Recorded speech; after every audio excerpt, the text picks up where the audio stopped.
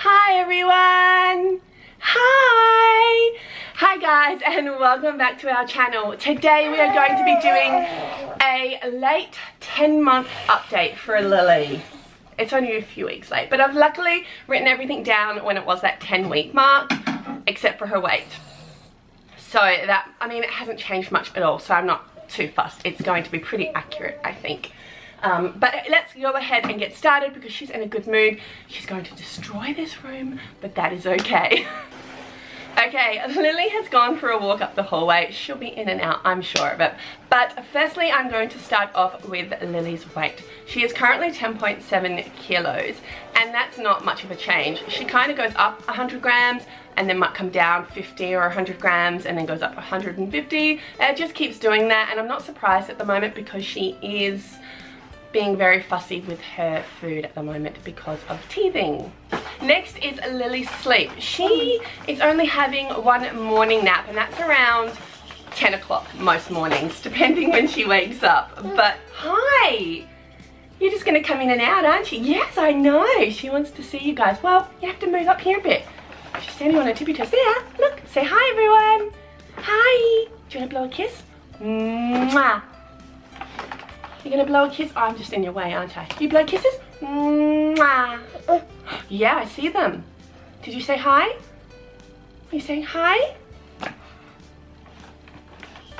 So, as I was saying, her nap is 10 in the morning and she'll sleep for a good 2 hours. Sorry, beep, beep, beep.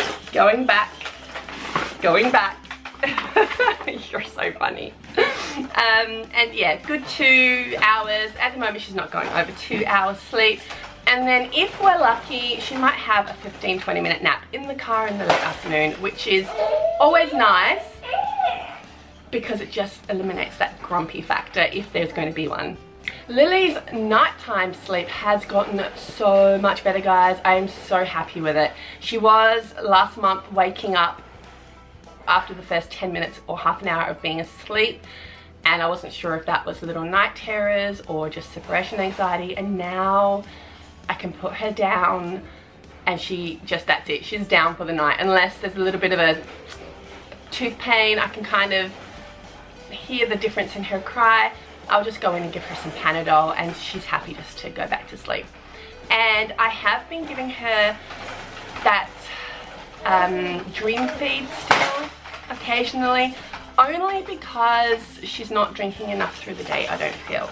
Maybe I'm just being paranoid, but I do go in there. She sleeps through it, so again, she's getting her full night's sleep. Hi sweetheart, you're such a busy girl. How are you doing? Yeah? Okay. I'm just vlogging, that's okay. I'm just making a video here, but by all means, keep passing through. Alright, bye. I'll see you soon. I'll see you soon. Bye. I love you. Mwah. Yeah. Thank you. Mwah. Let's move on to Lily's feeding.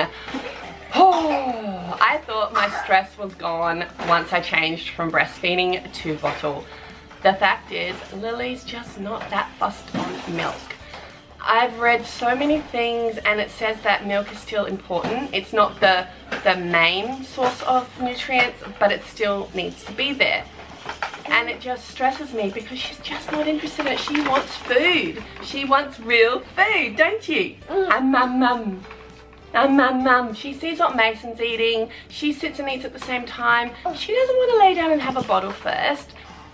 In the morning I make 240 mils of milk, which is what's recommended for her age, and she's lucky to drink 60 mils of that and then just places it down. And I try and give it to her. I try and give it to her when she's eating her breakfast to finish. What? So anything that is left over from her 240 mils of milk in the morning, I'm adding to some wheat bakes after she's had her little bit of finger food like toast and fruit and such, the same that Mason's had, because she is funny like that. She sees what Mason has and that's what she wants. Hello sweetheart, do you need cuddles? Do you need some cuddles? I love you.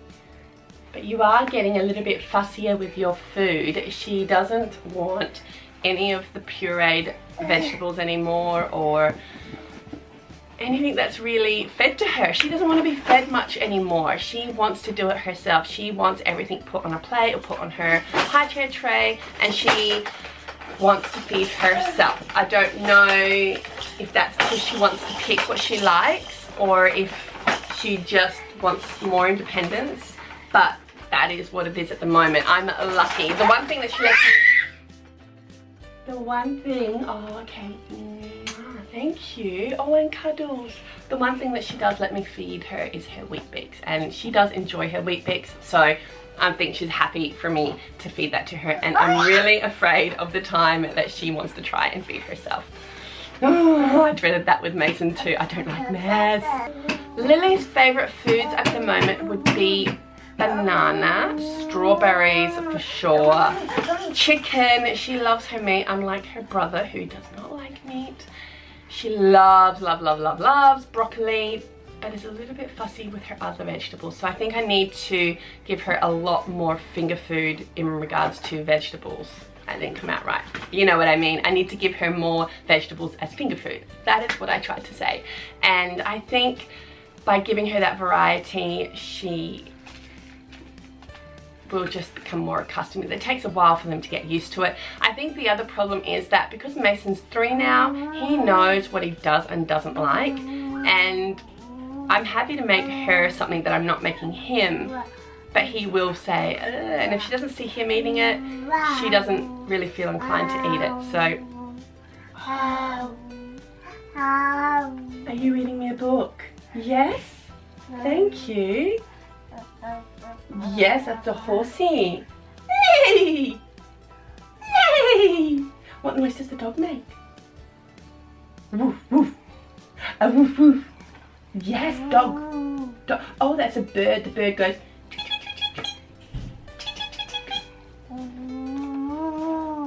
You can make that noise too. A woo woo woo. That is what the doggy says. A woo woo woo. A woo woo woo. Where's the horsey? Oh, okay, we're done reading. This next section is milestones, and it is the biggest one of this update.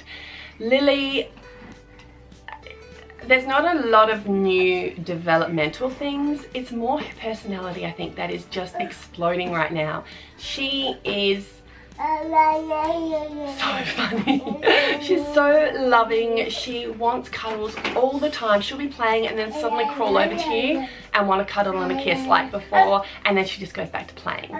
She is sassy. She has a temper, so if Mason tries to take anything off of her, she screams to let him know, no, that's mine. So she's not a pushover, and I think she's going to be a fighter. She's going to stand up for what she wants, and I think she will be a bit of a leader. Based on right now, I think she's going to be a bit of a leader. Mason tends to hold back a little bit to see what's going on.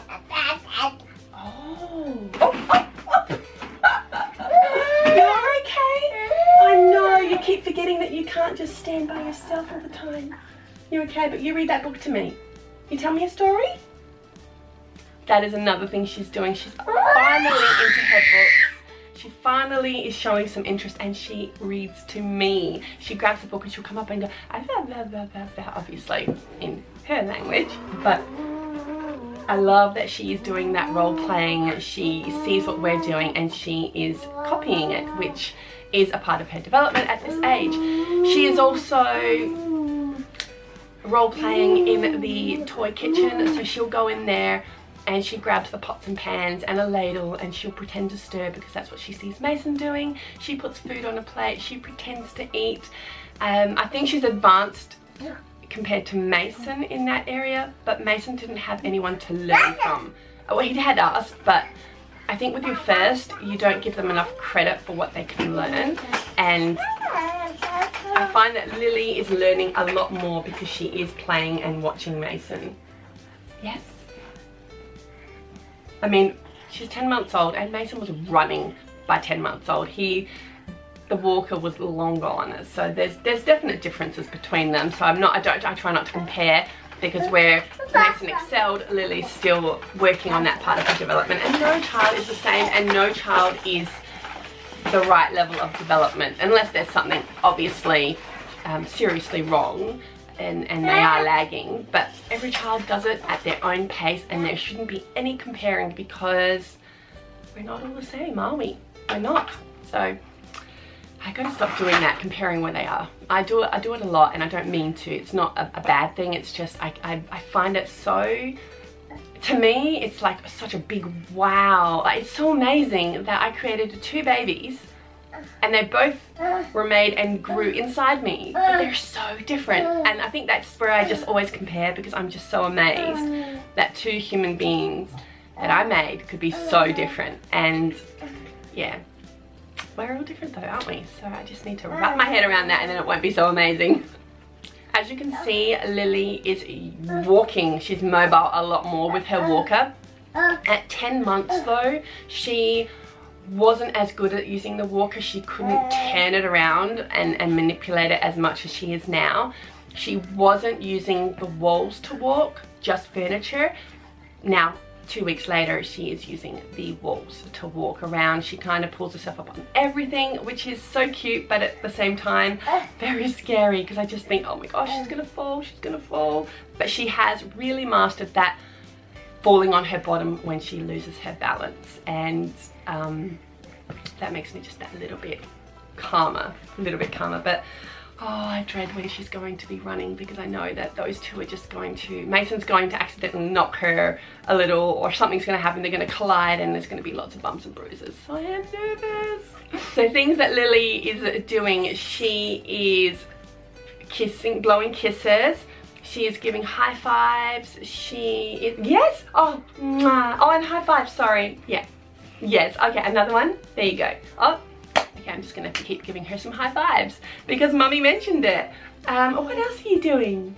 I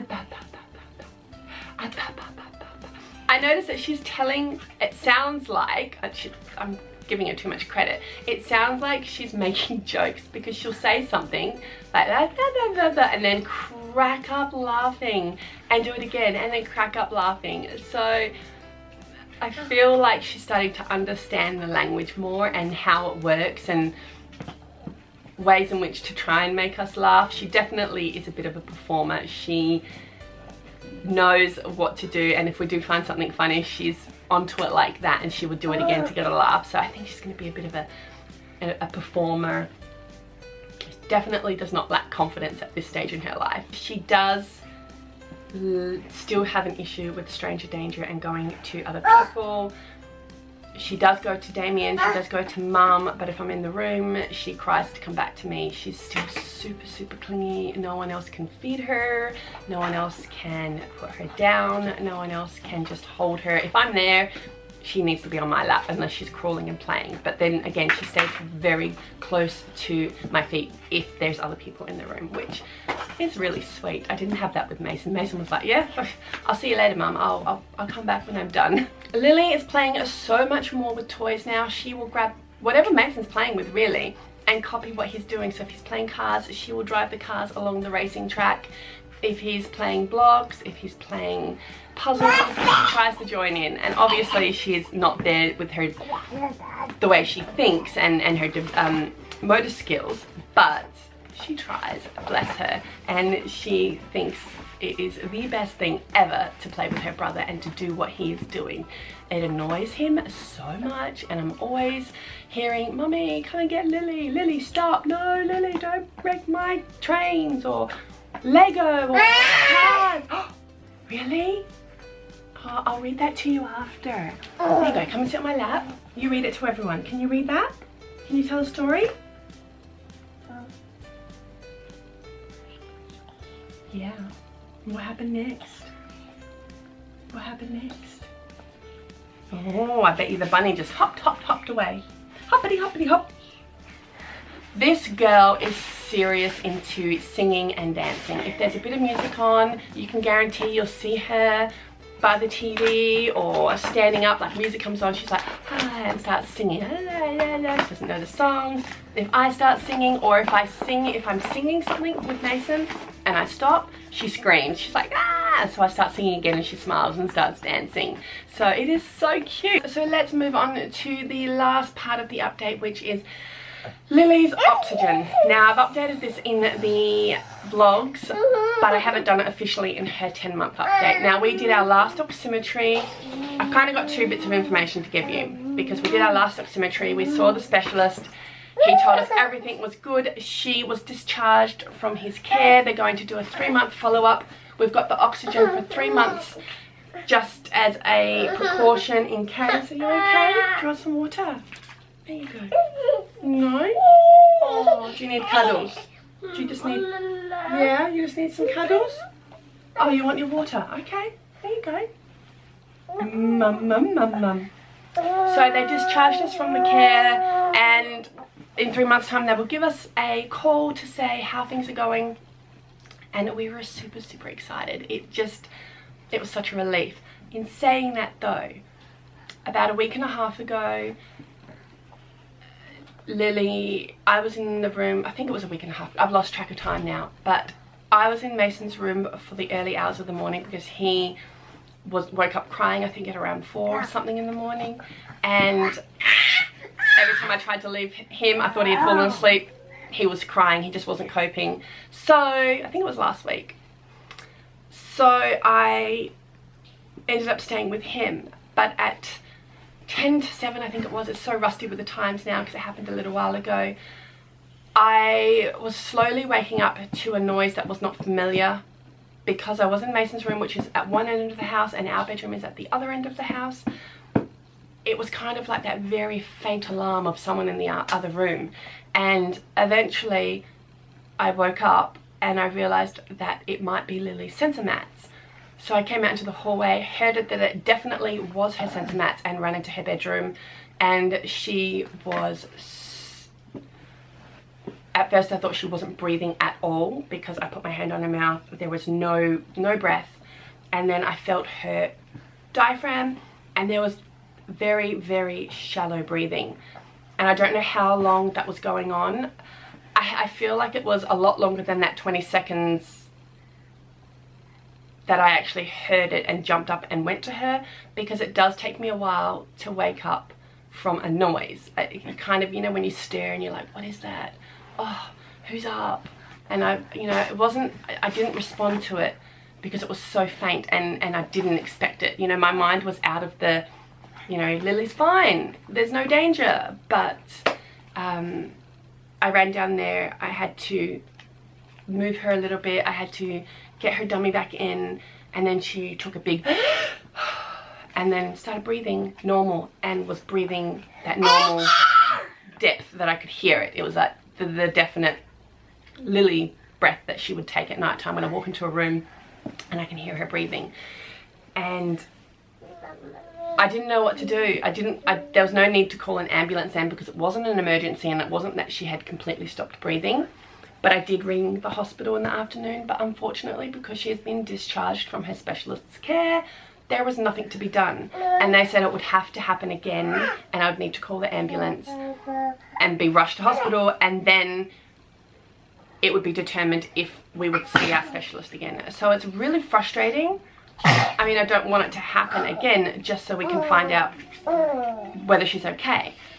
So I don't know where we stand with that right now. I feel like the hospital didn't offer me much information. I can't just speak to our specialist because I have to go through them to speak to him, and they won't put me through because we're not a patient anymore. So I might speak to the GP the next time I'm in very good standing and see what he says. But I don't talk to him much about it because he's not very... He's a very, very smart man, obviously, but he's not very educated in all the respiratory stuff. You know, I would tell him stuff and he's like, oh really? And that's fair enough, because he's a GP. He's not a specialist in the area of respiratory or heart care. So that is what's happening with Lily's oxygen. I kind of wanted to do the update this time in the 10-month update and go, yay, Lily's off oxygen, it's the most amazing news ever. And it would have been if I did this update on time, but being that little bit late, we've had that incident happen since then. So technically Lily has stopped breathing again. She's had issues with her respiratory tract again. I can't pinpoint what happened, but again, all I say is thank goodness for those sensor mats. Anyway, this has probably been the most unorganized, unprofessional baby update that I have ever done, but I'm working with a child that is completely unpredictable and will not sit still for more than 10 seconds. So I did the best that I could. I didn't want to do a 10-month update without Lily. It just didn't seem right. This vlog is about her, so I wanted her in it. Not that she has actually sat here and been in the vlog, but you've kind of seen her here and there, the head walking past. Okay guys, we are going to finish up this vlog. Thank you so much for watching. If you have any questions, leave comments below. If I remember anything that I have forgotten, I will put it in the comments below and pin it so that you guys don't miss it. So be sure just to check that out, just in case I have added anything. And again, thank you so much for watching. If you enjoyed this video, give it a big thumbs up, and if you haven't already, subscribe to our channel. We vlog 5 days a week at the moment, so a lot more to see of these kiddos. Alright, I'm gonna go because she's losing the plot. Can we give kisses? Mwah. Mwah. Mwah. Bye guys.